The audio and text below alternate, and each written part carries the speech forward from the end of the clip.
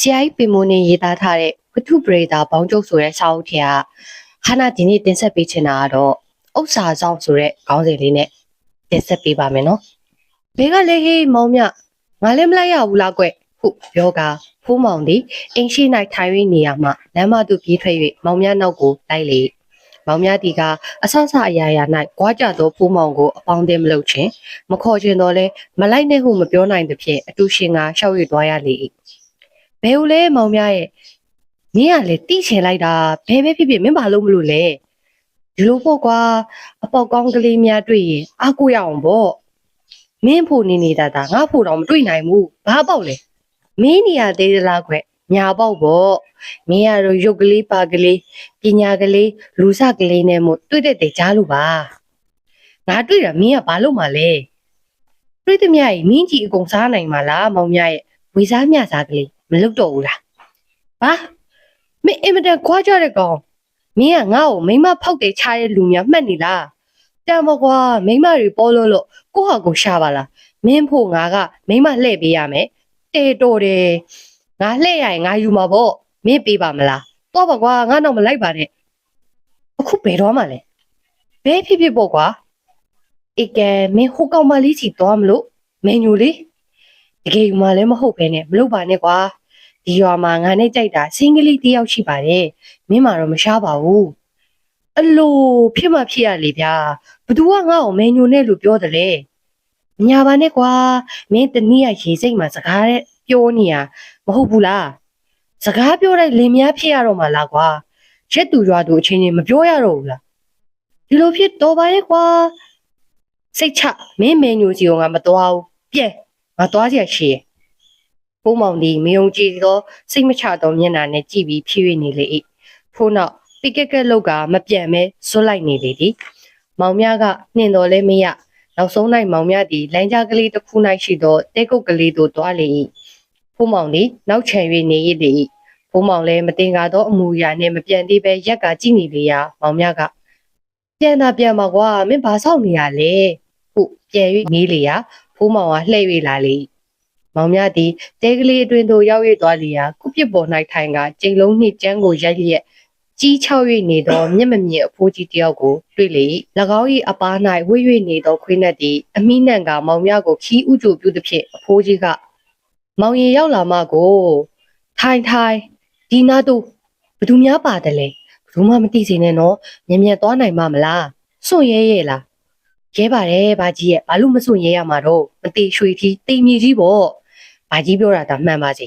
ဘာကြီးမဟုတ်တာဘာပြောမလဲဘာကြီးမှတော့မျက်မမြင်ဒုက္ခိတမောင်မြင်တဲ့အတိုင်းဒီခွေးတစ်ကောင်ရှိလို့ဘာကြီးထမင်းစားနေရတာ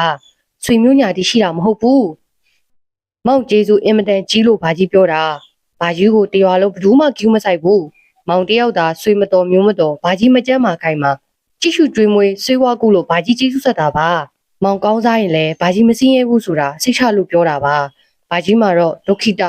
ကိုယ်တိုင်လည်းမတတ်နိုင်လူတိုင်းကိုလည်းမယုံရလို့တားတီပြီးကြတဲ့3လရှိပြီဘသူကိုမှမပြောခဲ့ဘူးတနေ့ကပေးလိုက်တာအဒင်းကိုပြကြည့်ရလားဦးကင်းကနောင်ရရင်ယူခဲ့ပါအောင်လို့ပြောတယ်ဟောဒီမှာဘာကြီးငွေ30ခုပြောကအိတ်ထဲမှာအထုပ်ကိုထုတ်၍အဖိုးကြီးလက်ထဲသို့ထဲလေတာဒုမောင်တာဒုမောင်တော်ပါပြီတဲ့မောင်ထက်စိတ်ချရဖို့လူတော့မရှိဘူးမောင်ပဲယူထားပါဘာကြီးငွေ30တောင်ဘလို့ထိမ့်သိမ်းရမလဲမောင်သုံးပါဘာကြီးအချိန်တန်ကွန်ဖိုးစီဘူးတေးစာဘူးနဲ့အဝတ်စားမှန်မှန်ရရင်ပြီးတာပဲဒါအတွက်မပူနဲ့ဘာကြီးကြိုက်တဲ့တာဟိုဒါပြောအိမ်ကလူကြီးများကတော့အင်မတန်မေးတာပဲကျွန်တော်ကမိဘတော်မပြောဘူးသူတို့တကြီးကြီးနဲ့ဖြစ်နေကြတာပဲဒီလိုမောင်ရဲ့ဘာကြီးသားကအရက်လေးမျက်နှာမှာလေလွင့်နေခဲ့လို့တွေ့ရတာအကုန်တဲပြီးရွာကိုယူမယ်လို့ကြံစီနေခိုင်းမှာအနှိမ့်စရောက်သွားတယ်အေကနီးမှဘာကြီးကိုပြောပြပြီးပြီးသွားတာကလားမောင်ရဲ့မတထခေါင်မိုးမှာဝလုံးကောင်းတစ်ခုတွေ့လိမ့်မယ်နှိုက်ဆန်းကြည့်ဟုပြောလေရာမောင်မြသည်ဝလုံးကောင်းတွင်လက်ကူစွာတွေ့လေမိုင်းခန့်စက်ကူလိတ်ကလေးကိုရရှိလေကြည်ရာမြေပုံကိုတွေ့ရလေအဖိုးကြီးကဟုတ်ကဲ့လားအနောက်လွှဲကိုမောင်ရောက်ဖူးရဲ့မဟုတ်လားထူးကြီးဘက်ကနေပြီးသွားရတဲ့ထူးကြီးအနာတောင်ကုန်းကနေပြီးအနောက်မြောက်ဘက်ကိုကြည့်ရင်ဖို့ကနောက်ဆိုင်ညောင်သုံးပင်ကိုမြင်လိမ့်မယ်တဲ့အနောက်မြောက်ဘက်ညောင်ပင်ကနေပြီး အနောက်တောင်ဘက်တစ်ခေါ်တလောက်မှာထိန်ပင်တစ်စိမ့်ပင်နှစ်ပင်ရှင်နေတဲ့အကြားဗဟိုတဲ့မှာရက်ပြီးအနောက်ဘက်ကိုကြည့်ရင်မြူတိမ်များကင်းတဲ့အခါတင်မို့တဲ့ရှိတဲ့တောင်ဆွဲကိုမြင်ရမတဲ့အဲ့ဒီနေရာကိုရောက်ရင်နောက်ကရေးထားတဲ့ပုံအတိုင်းပဲလို့ပြောတာပဲမြေပုံတစ်ခုပါရဲ့မဟုတ်လားအဝေးတစ်ခုအနီးတစ်ခုလေဟုတ်ကဲ့တွေ့ပါတယ်အဲ့ဒီကိုရောက်အောင်သာသွားပြီးတော့ဖះကလေးနဲ့ကြောက်ဆောင်အောက်မှာဂလိုင်းဖြစ်ပြီးရေဝတ်နေတာတွေ့လိမ့်မယ်တဲ့ဒီရေထဲကိုဆင်းရင်ဘယ်သူမှပြန်မတက်နိုင်ဘူးမြေကြီးဝမ်းပိုက်အတွင်ရောက်တယ်လို့အများအယူရှိကြလို့ဘယ်သူမှမစင်းဝင်ကြဘူးဒီစကားဟာအလကားစကားတဲ့တိတဲ့သူတယောက်ယောက်က6လက်ထားခဲ့တာနဲ့တူတယ်။ဘာကြီးသားကဝရမ်းပြေးမှုနေညမရှောင်သွားရမှာအဲ့ဒီရေထဲလိမ့်ကြလို့တွေ့ခဲ့ရတာ။ရေထဲမှာကြောက်ဖြားပဲရှိတယ်။အဲ့ဒီကြောက်ဖြားမှာအခေါင်းရှိတယ်။အဲ့ဒီအခေါင်းကိုသာရအောင်ရှာဖို့ရှိတာပဲ။ဘယ်နည်းပဲပုံဒီရွှေတွေဒီနေရာကိုရောက်တယ်ဆိုတာဘယ်သူမှမပြောနိုင်ဘူး။ပြောနိုင်ဘယ်ရှိတော့မလဲဘာကြီးရဲ့ဥစ္စာဟောင်းတိုင်းများလား။ဘာကြီးဒီအကြောင်းကိုဘာမှမသိဘူး။ရှိတယ်ဆိုတာတခုပဲသိတာပဲ။ဘာကြီးသားဟိုနေရာမှာတစ်ခါလဲကြောဥစ္စာဆောင်ဖြစ်နေတာသာသိရတာပဲဝရမ်းကြီးကိုမောင်ရဲ့တေယူလာဖို့အခက်သားလားတစ်ခါသာရုပ်ဖြတ်လာပြီးရှိခါများဝဲချပြန်လာတာပဲဟုတ်အဖိုးကြီးကပြောလေမောင်မြဒီမြေပုံပေါ်မှာသာစိတ်ဝင်စားပြီးနေလေတို့နေခိုက်တွင်ချောင်းဟန့်တန်ကြားရသဖြင့်လှည့်၍ကြည့်လိုက်ရာဖိုးမောင်သည်ကျဉ်တ်သောအမူအရာနှင့်ပြုံး၍နေသည်ကိုတွေ့ရလေလေမောင်မြသည်ဒေါသထွက်ပြီးမင်းဘယ်တော့ရောက်တယ်လဲဟုတ်မေးလေ၏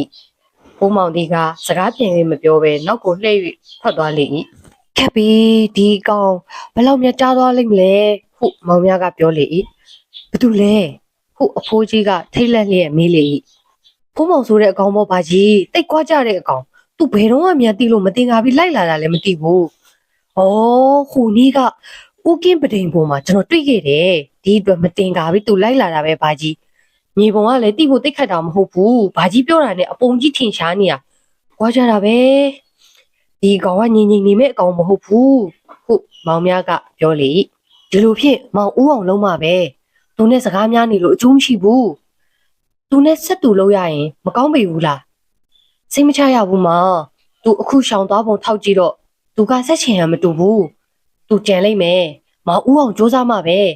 တဲ့ခွာကြပါကလားကလို့ဒါလည်းအဖြက်စီအနှောက်ယှက်ထင်ပါကလားလေနနခင်းတက်နေအယောင်တွင်ကြောက်တင်းမောနဲ့ဖျားဖြူဖြူကလေးသည်ပြမိုင်းသောတောင်ကပယံမှချင်းချင်းကြီးပေါ်၍နေလေ၏မောင်မြ၏စိတ်၌ဖိုးမောင်မိမိအရင်ဦးနေလေအောင်မလားဖူ၍သာပူပန်လျက်တထိထိပြည့်၍နေလေ၏ခီးမှအတော်ကျန်းသဖြင့်အတော်ပင်ပန်းတော်လဲမယမနာဆင်တိုက်သွားလေ၏ထိုအခါစောင်းပေါက်ဆရာသည်ဖြစ်လေ၏နေသည်ကျိုးကိုအပေါင်းများစွာတို့နှင့်ထိုးဆွတဲ့ကဲ့သို့ဆူးရှစွာပူလောင်လေ၏နောက်ဆုံး၌ရင်ငဲ့သဖြင့်တကြောင်ဒူးများချောင်လာသဖြင့်တကြောင်စီးပင်တပင်၏အရိပ်အောက်တွင်ထိုင်ကရေဘူးကိုမော၍တောက်ရ၌ပင်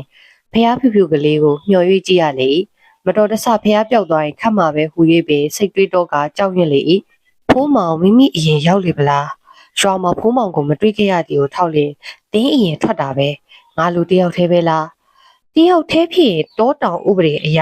လက်ချက်ဥသူကနိုင်တန်းပဲဟုတွေးကဆောင်သားဤထက်မြက်သောအသွားကိုကင်ဆန်း၍ကြည့်လေ၏ဖိုးမောင်၏အရေးအယောင်ကိုအဘဲမှမျှ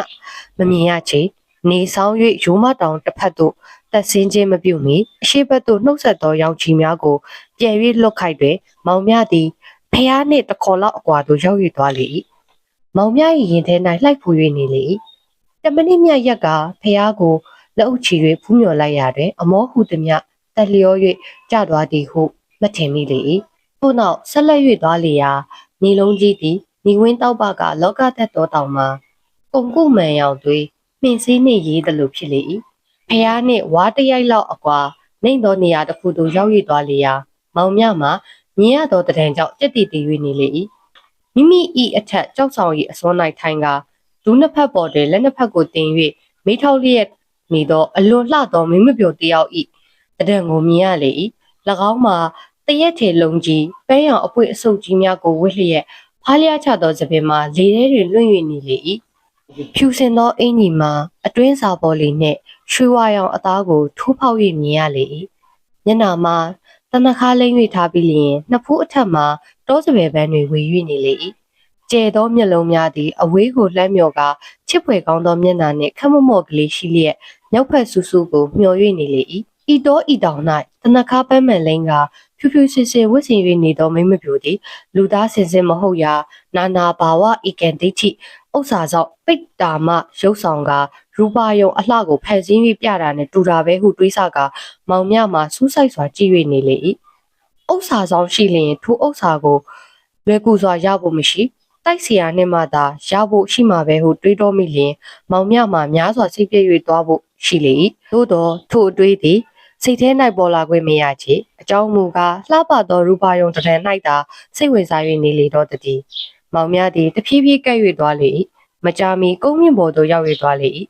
မိမပြိုသည်ကြောခိုင်းလျက်ဆက်လက်ညီတက်စွာနေလေ၏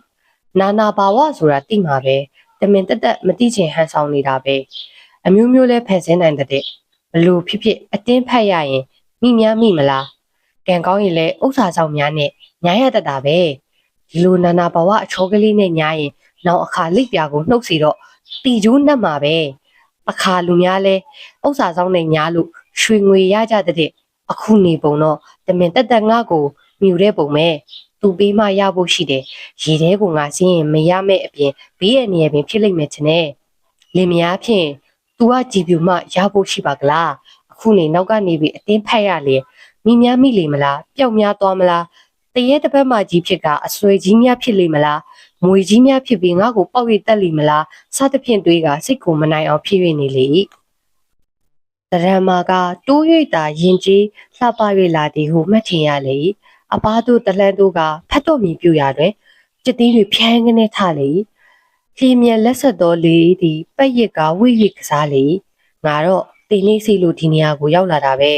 ဘာပဲဖြစ်ဖြစ်စွန့်စား၍မလာရင်ဒီလိုယူပါရောအသွင်ကိုပင်မြင်ရဖို့မရှိပေမြင်ရတာလာကျိုးနဲ့ဤဖူးစာရေးဆက်ပါသည့်အတွက်နက်ကညာကလေးနဲ့ညားရရင်ငါဒီကိုရောက်ရလာရတယ်ထင်ပါရဲ့ဘလို့ပဲဖြစ်ဖြစ်ငါအတင်းပွေတော့မီပျောက်ွယ်မသွားလိုက်ပါနဲ့နက်ကညာကလေးရဲ့စသဖြင့်တွေးတော့ကမောင်မြမှာအယူလိုဖြစ်စပြုလေ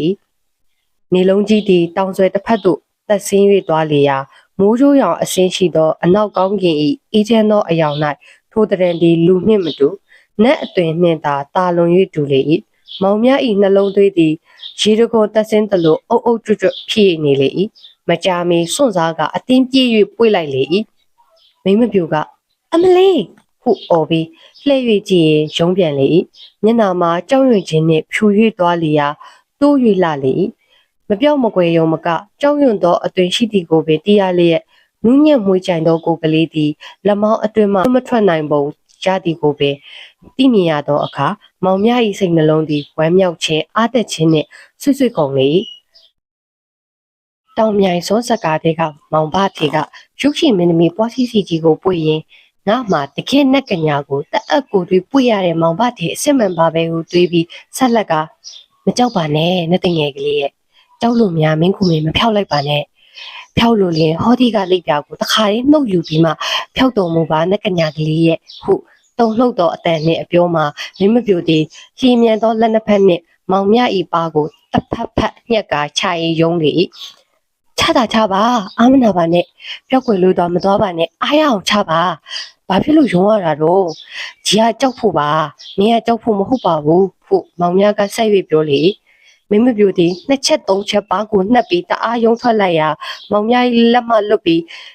အမျက်ဒေါသထွက်လျက်ရက်ကမောင်မြကိုကြည့်၍နေလေစိတ်မဆိုးပါနဲ့လွန်သမျှကိုဝင်ချတောင်းမဲ့အတနာခံပါလေယူပါရောအချက်များစုလို့အယူလို့ဖြစ်ကပြမချင်းပြုမိပါတယ်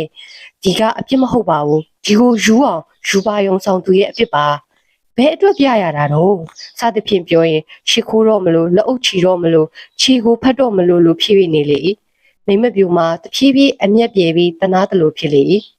ထို့နောက်မောင်မြကိုကြည့်ကရီမောပြီးနောက်ကိုလှည့်ကရင်ဘတ်ကိုနှိပ်ပြီးနေလေမောင်မြသည်တွေးတောတန်တရားဖြစ်၍လာပြန်လေမိမပြူလှည့်၍ကြည့်တော့အခါနှုတ်နေပေါင်းမင်းကပါလဲဟုစောက်ကြောက်ထိုင်ကမော်လျက်မေးလေကျမလူပေါ်ရှက်ရှက်ပါချင်လို့လေဟမ်လူပဲလားနှုတ်ဒီမှာဘာလုပ်နေရတာတော့ကျမဒီမှာနေတာပေါ့အလိုတကယ်ပဲလားနှုတ်နေပါဦးဘာကိစ္စနဲ့ဒီမှာနေရတာလဲကိုဘိုးထင်ကိုသိသလားကျမပထွေးပါရှင်ပမာတွေ့တယ်လေဘယ်တော့လာမှလဲလို့မှားလိုက်တယ်လေကျမအမေကမျောလာပြီအော်မင်းပထွေးလား မရှိတော့ဘူးတေတာ3-4လကြာပြီသူ့အဖေကမျက်မမြင်ဒုက္ခိတအဲ့ဒီအဖိုးကြီးကပြောလို့မင်းမထွေးအကြောင်းသတင်းပေးဖို့လာတာငါကမင်းကိုအစိမ့်တစီနာနာဘာဝဥစ္စာဆောင်များလားလို့ဩဒီလိုဖြင့်မင်းသူ့သမီးပဲကိုနှုတ်ဘမနေတယ်လေကျမတို့ရင်ဟိုဘက်မှာရှိတယ်ရှင်သတင်းပေးဖို့လာတာပဲလားတို့တခြားကိစ္စမရှိရမှာလဲမင်းမထွေးမသိမီကကြီးစုပြုဘူးတဲ့အတွက်ပါပဲဒီလိုဖြင့်ရှင်သိတာပေါ့သတင်းပေးဖို့တက်တက်လာတာမဟုတ်ပါဘူးကျမသိပါတယ်သတင်းပေးဖို့လာတာပါဖိုးမောင်ခေါ်တဲ့အကောင်တယောက်မင်းတို့ကိုနှောက်ယှက်ပေးလာလိမ့်မယ်ဒါလည်းသတင်းပေးရင်ဩကျမအခုတင်မဲ့လူဘာလို့မြင်လိုက်တင်ချင်တာပဲဒီလိုဖြင့်မင်းခုတင်ကထိုင်နေတာမြင်ရရင်ဥစ္စာဆောင်လို့ထင်ပါပဲ तू မလာဝင့်အောင်ကြံမှဖြစ်မယ်ဥစ္စာဆောင်ဆိုရင် तू စွန့်ဝင်မှာမဟုတ်ဘူးမတကာတိုက်เสียရတွေဘာတွေနဲ့ကြံမှာပဲဟိုဘက်ကဖြတ်သွားတယ်ထင်တယ်ခုတင်ကလို့ထိုင်နေစမ်း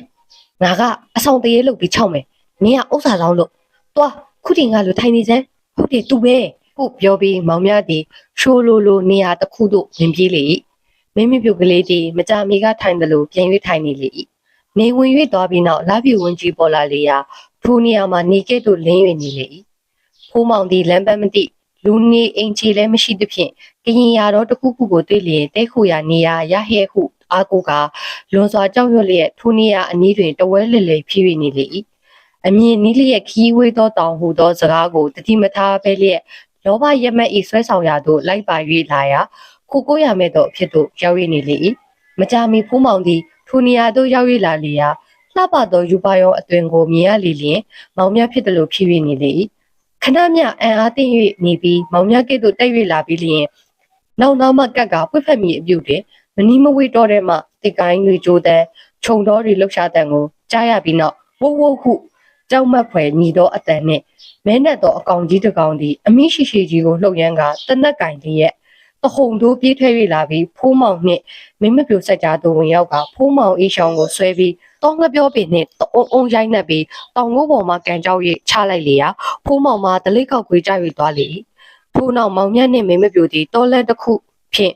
သွားကြရာစမ်းကြောင်းတစ်ခုသို့ရောက်လျင်မောင်မြတ်သည်မိမိကိုယ်၌လိမ့်ကျင်၍ထားသောတောမီးပြများကိုစင်ကြယ်စီရန်ရီချိုးလေမကြမီနှစ်ယောက်သားမီးရောင်ကလေးတစ်ခုကိုမြင်ကြရပြီးနောက်ရှိုတဲတွင်တစ်တုံးများကိုအတုံးလိုက်တက်စင်ကဆောက်လုပ်ရထားသောတစ်တဲကလေးထဲ၌စောင့်မျှော်၍နေသောမိမကြီးတယောက်ထံသို့ရောက်၍သွားကြလေသည်မိမပြိုကအကျိုးအကြောင်းကိုအသက်မရှူပဲပြော၍ပြလေမိခင်ဖြစ်သူသည်တေဆုံးသောဝရံပြေးလင်အတွက်မျက်ရည်များတုပ်ပြီးနောက်ဝှချတာပါပဲလေမောင်လာပြီလို့သိရတာပဲသူ့ဖေစီရဲ့လို့ခဏတိတ်တိတ်စိတ်သွားတာမောင်ရဲ့အတော်တို့လည်းဒီတော့ထဲမှာပဲနေခြင်းမလဲ